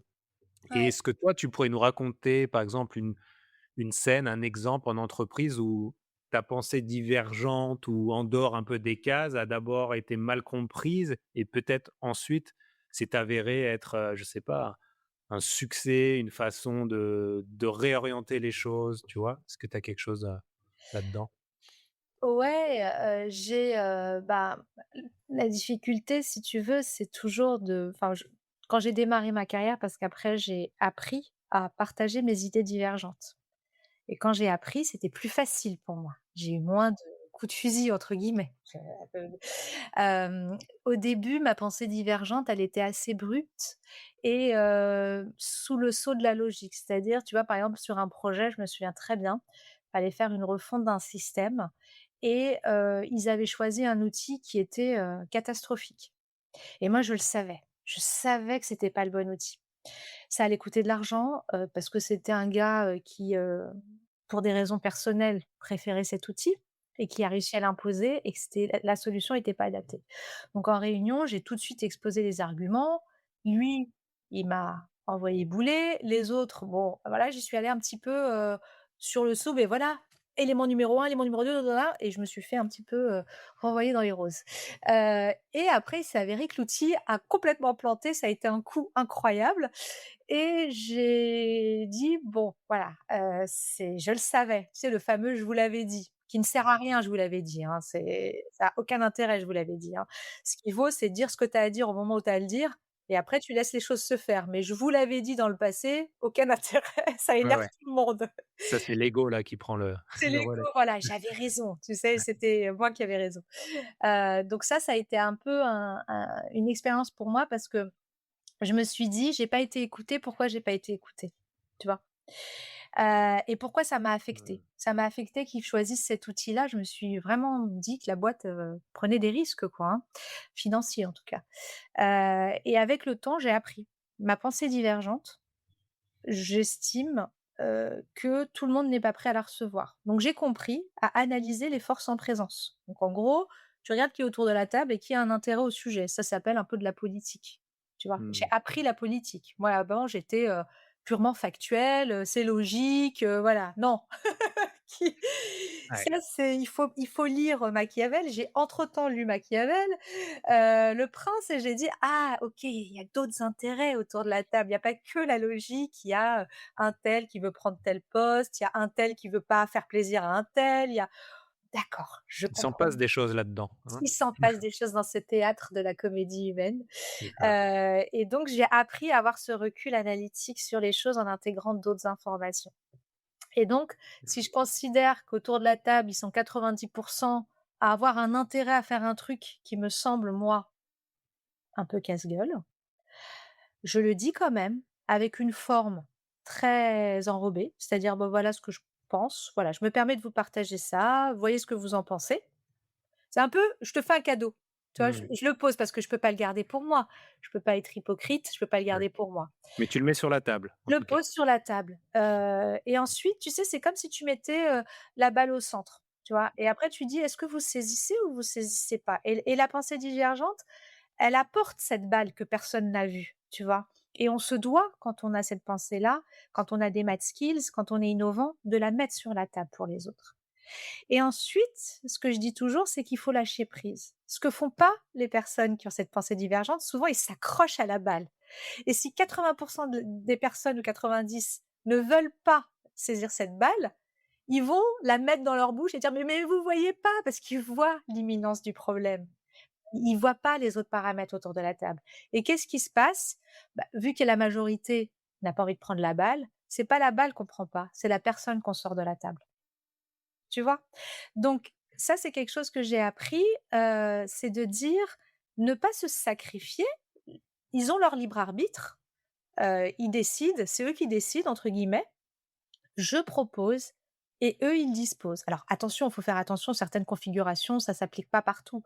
Quand on est nous-mêmes en décision, tu vois, si c'est toi qui est le preneur, qui est en charge de la décision, tu vas pas laisser des décisions se faire, voilà, c'est la question c'est est-ce que tu as la main ou est-ce que tu as pas la main? Quand tu es dans ta zone d'action, là, tu as la main. Tu peux ta pensée divergente, la partager en bienveillance et la porter. Mais quand tu es pas en zone d'action, tu sais, c'est les fameuses 7 lois de Covey, tu es en zone d'influence. Quand tu es en zone d'influence, tu n'as pas la main. Donc tout ce que tu peux faire, c'est la partager et ensuite t'en laver les mains. Et si jamais ça plante, si jamais les gens, n'ont pas écouté et cetera, c'est leur choix. Tu ne peux pas décider à la place de tout le monde, tu es pas seul au monde et ça, c'est quelque chose que j'ai appris et qui m'a valu quand même, beaucoup plus de bien-être au travail et de lâcher prise et surtout d'honorer ma pensée divergente, de pas la retourner contre moi, tu vois? De pas en faire un outil pour les autres, pour me clouer au pilori, mais plus un cadeau que je fais: «Prenez, ne prenez pas, ça vous appartient, mais je l'ai dit». Ouais, mais c'est hyper fort, je trouve. Donc cette capacité à prendre de la distance, à lâcher un peu le contrôle, à pas vouloir mettre la balle dans la bouche, Ouais. mais à s'honorer aussi, dans le process quand même. Exactement, parce que tu vois, c'est une anecdote que je raconte dans mon bouquin, une jeune femme qui prend le sujet, qui le porte et pour moi, c'est un des exemples les plus incroyables que j'ai eu à y ça arrive souvent, hein, qu'une personne qui est divergente, qui a cette pensée divergente, soit mise de côté. Parce que tu Mmh. l'as très bien dit, le cadre, voilà et tu viens un peu remuer le cadre. Les gens ont besoin de repères fixes, ils ont peur, il y a des jeux de pouvoir et cetera. Donc le divergent, on a tendance à l'ostraciser pour pas bousculer l'ordre établi. Donc ça, faut le savoir. Ouais. Et cette jeune femme, elle a eu une idée d'innovation, elle avait un projet en tête, elle s'est dit: «On va le porter, ça va super bien marcher» et c'était un nouveau marché, donc ce qui veut dire des ventes, donc un truc visible pour l'entreprise. Tu vois qu'il Mmh. y a un nouveau segment de marché à développer. Elle l'a porté comme une, singulière, avec intensité, engagement, détermination et cetera. Elle a fait des erreurs politiques et quand elle a mis tout ça en place, ça a cartonné, chiffre d'affaires additionnel, les clients sont contents. Sauf qu'elle avait été étiquetée par certains comme étant ingérable et quand le département, ils ont décidé, ils se sont dit: «Bon, bah, finalement ce projet, on va en faire un département dans l'entreprise», elle s'est dit: «Bah, c'est moi qui va diriger le département. C'est C'est je n'ai pas besoin de postuler, ouais, c'est une c'est évident. évidence» Ouais, et ben, non seulement elle l'a pas dirigé, mais en plus elle a été rétrogradée. ouais, ça fait Donc mal.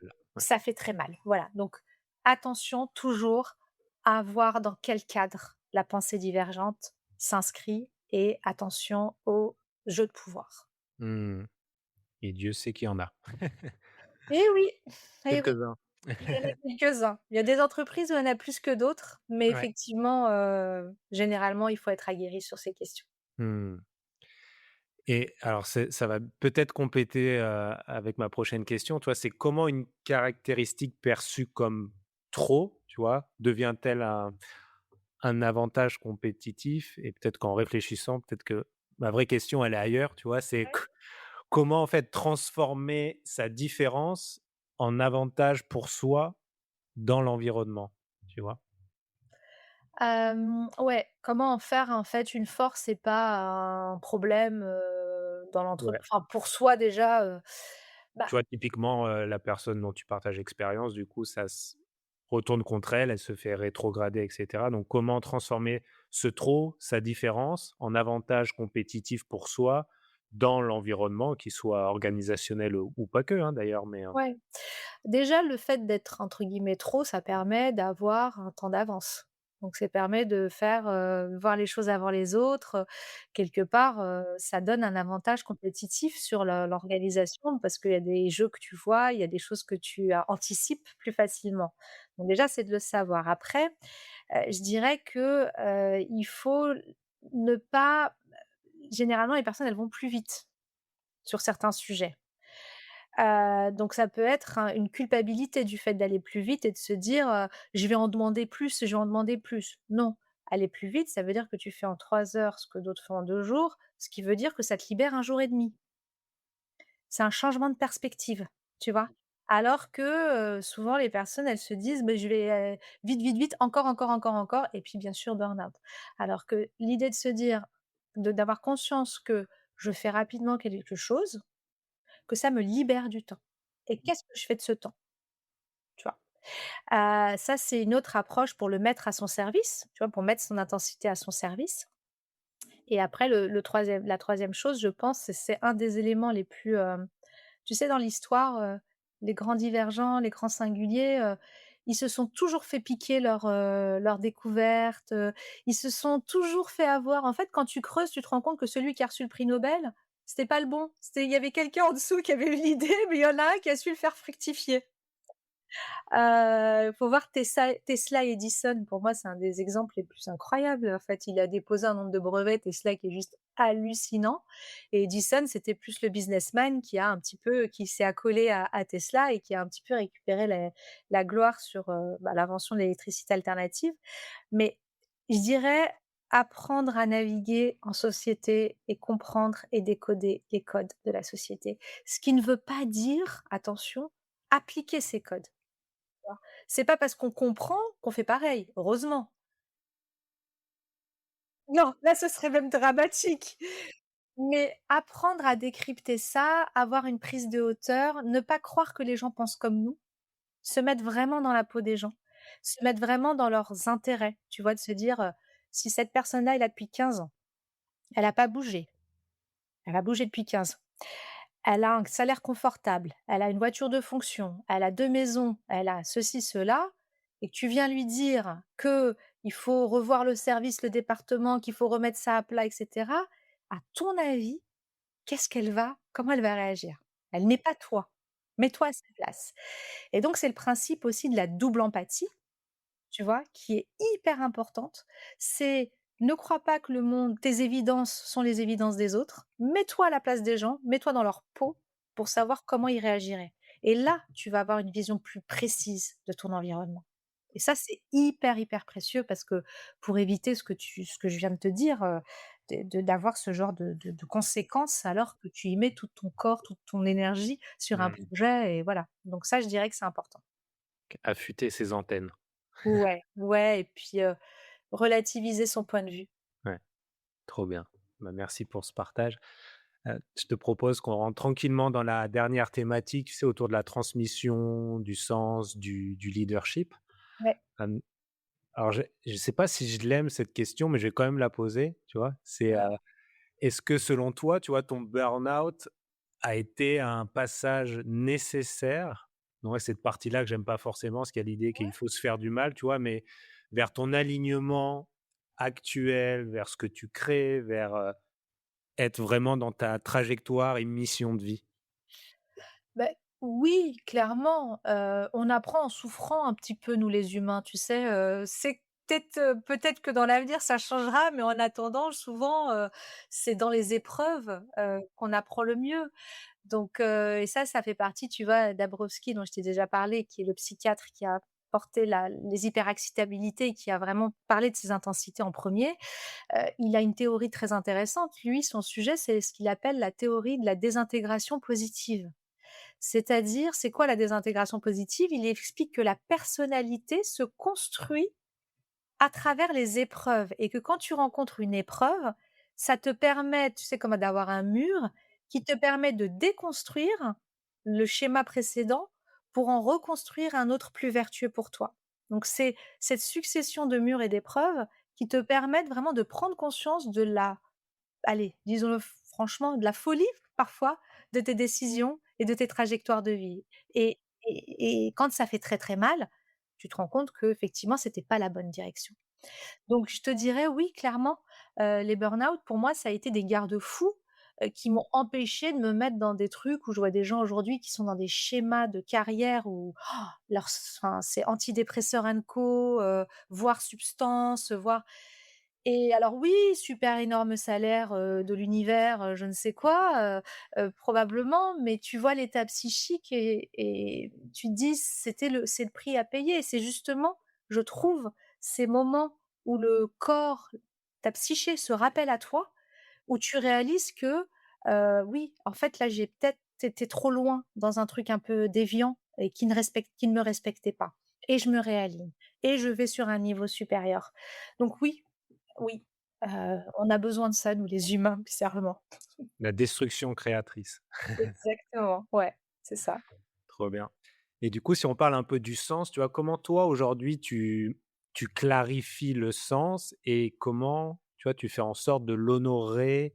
Ou tu vois, est-ce que tu as un petit rituel qui permet de vérifier, tu vois, que tu es bien aligné par rapport au sens qui est important pour toi? Ce qui me permet de savoir que je suis bien alignée, c'est que je me lève sereine le matin et je me couche sereine. OK. Quand je me lève stressée et que je me couche stressée, en moi, j'ai un souci. Il y a un truc. J'essaie d'identifier la source du stress. Mais si je me lève, en me disant: «Waouh, je vais faire ça, ça, super» et que je me couche en me disant, «Ah demain, top», c'est que je suis alignée dans ce que je fais et que c'est fluide. Si c'est pas fluide, il y a des accros et les accros, je les ressens comme ça. C'est mon petit garde-fou, tu vois? Comment je me lève, comment je me couche. Ouais, comment je me lève et comment je me couche. Je dis souvent que moi j'ai besoin de dormir sur mes 2 oreilles. Donc tu vois, si je dors pas sur mes 2 oreilles, si je vais me coucher en ayant quelque chose qui me perturbe et qui me prend une partie de moi, ça veut dire que c'est un problème à gérer et que c'est un sujet et donc il faut que je puisse l'adresser. Parfois, c'est parce que le sujet te dévie de ton sens. Parfois, c'est parce que tu es en train de travailler avec quelqu'un qui est pas la bonne personne, tu vois? Et ce «mal-être» entre guillemets ou ce stress ou cette anxiété vient te rappeler qu'il y a quelque chose avec la personne qu'il faut pouvoir adresser. Ça veut pas dire que c'est elle la coupable, hein, ça veut dire que probablement la collaboration est pas la bonne. Donc ça, c'est mes petits garde-fous et comme je dis toujours, tu sais, on parle beaucoup de l'hygiène, on parle d'hygiène tu sais, quand on parle d'hygiène de vie, il faut avoir une bonne hygiène de vie. Il faut manger des légumes, il faut courir, il faut se déplacer, voilà et on parle pas de l'hygiène psychique, tu as remarqué? Heu, on parle beaucoup de l'hygiène physique, du corps, mais tout ce qui contribue à ton équilibre psychique, ton bien-être, ça fait pas partie de ces sujets-là.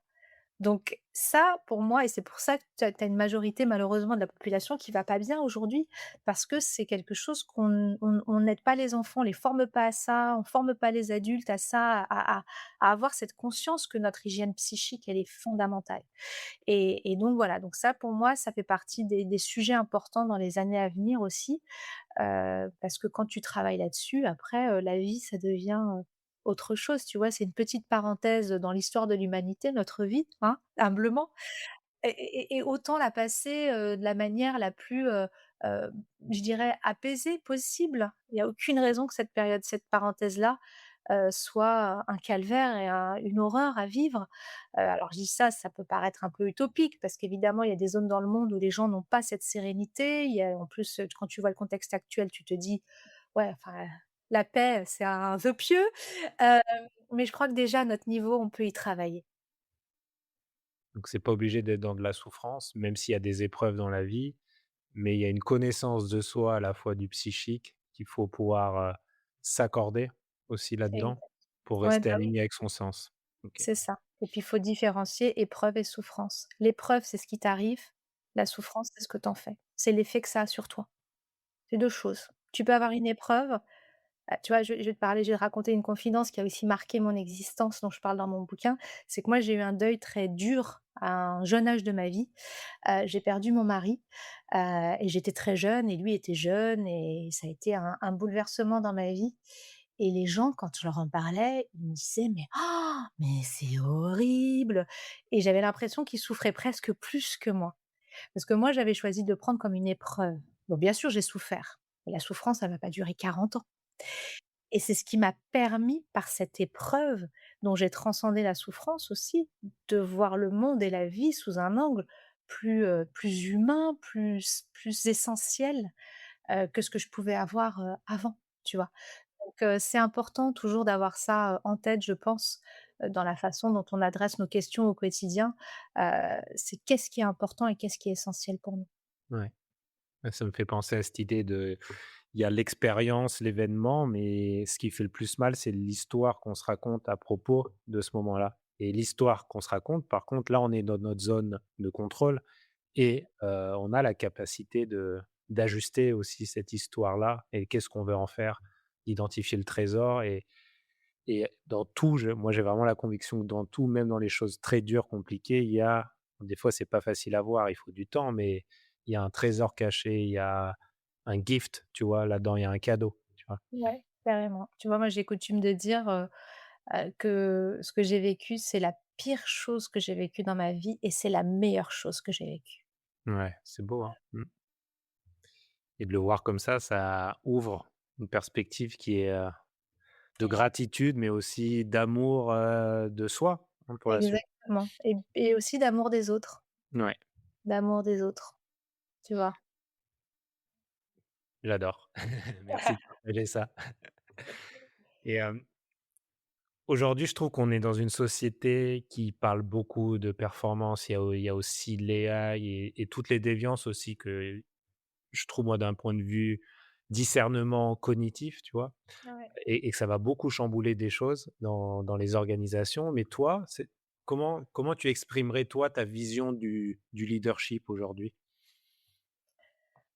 Pour moi, le leadership aujourd'hui, il ne peut être autrement qu'aligné. C'est-à-dire pour moi un leader, c'est quelqu'un qui va avoir le sens des autres. Ça peut plus être un égoïste centré sur lui-même ou sur elle-même, parce qu'on peut parler au masculin, au féminin, et c'est quelqu'un qui va partager, c'est quelqu'un qui a une vision et qui emmène les autres, tu vois? Et je crois que, tu vois, avec les jeunes générations, elles sont passionnantes parce qu'elles suivent pas n'importe qui et elles rentrent pas dans le moule facilement. Elles sont très dures à gérer. Alors, je sais plus à combien on est, j'ai génération alpha, bêta, sigma, je ne sais pas.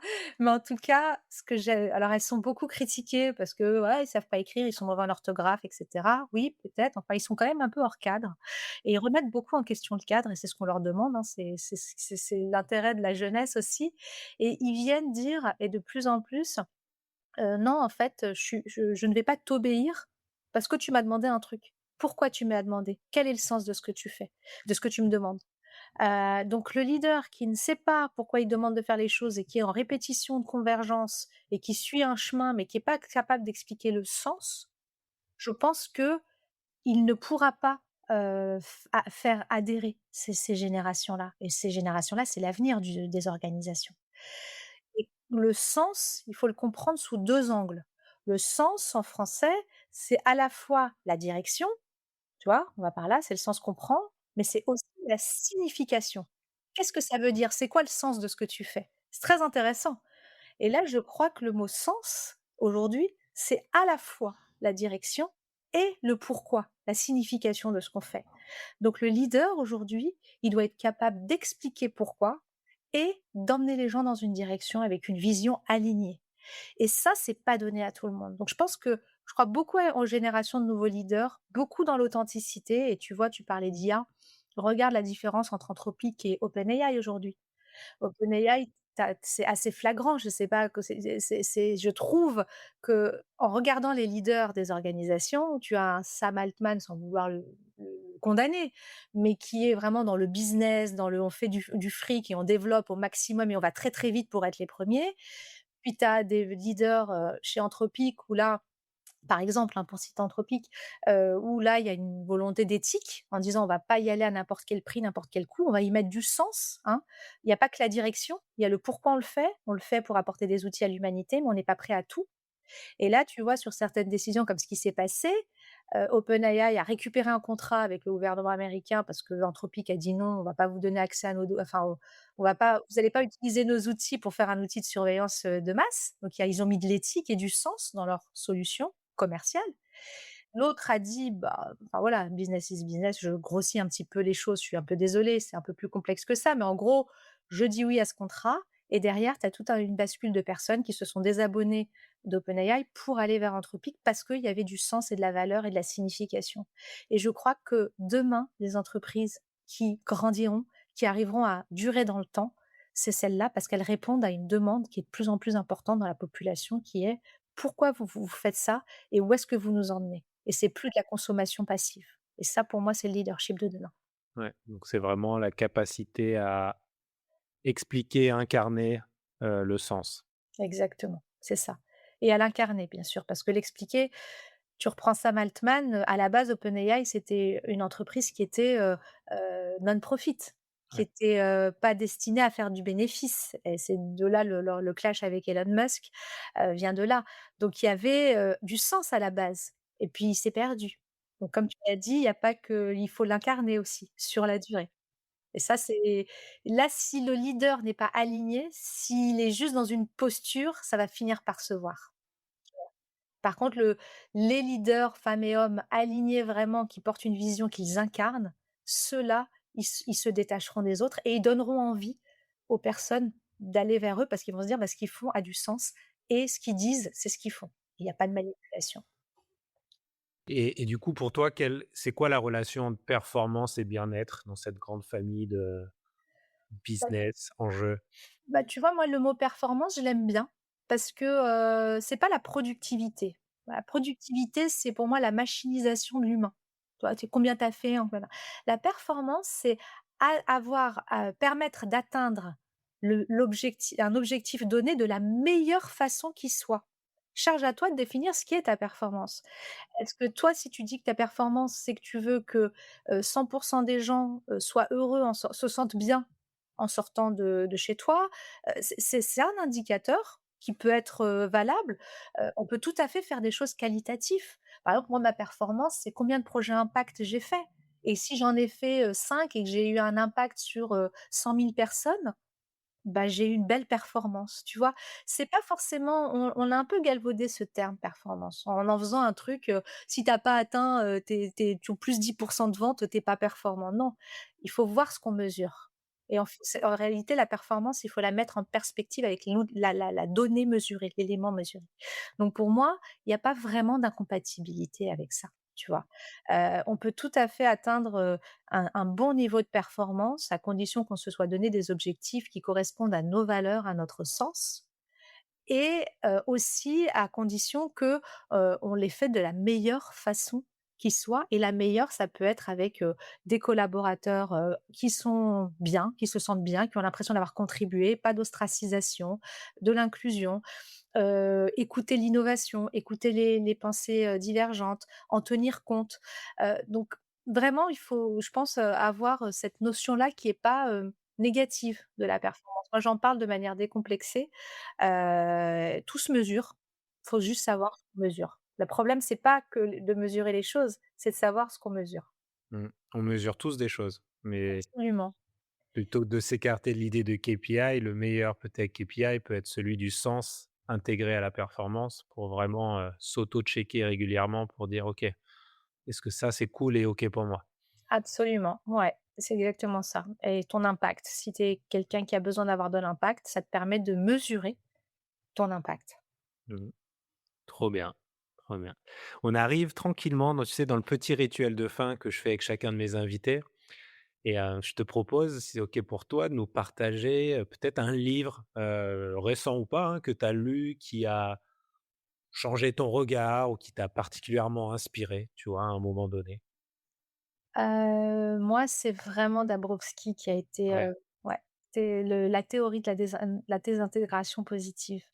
Parce que, j'ai cherché pendant très longtemps une approche alternative à la neuroatypie. Je te disais, je me disais: «Pourquoi HPI ça marche pas? Pourquoi les hypersensibles?» et cetera et quand je suis tombée sur Dabrowski, je me suis dit: «Waouh!»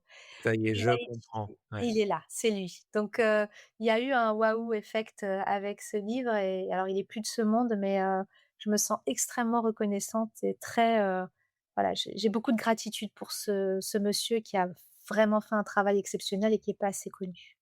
trop bien. Merci de ce partage et dans la même lignée, est-ce que tu as un mantra, tu vois, une phrase que tu te répètes régulièrement qui te guide et qui t'inspire?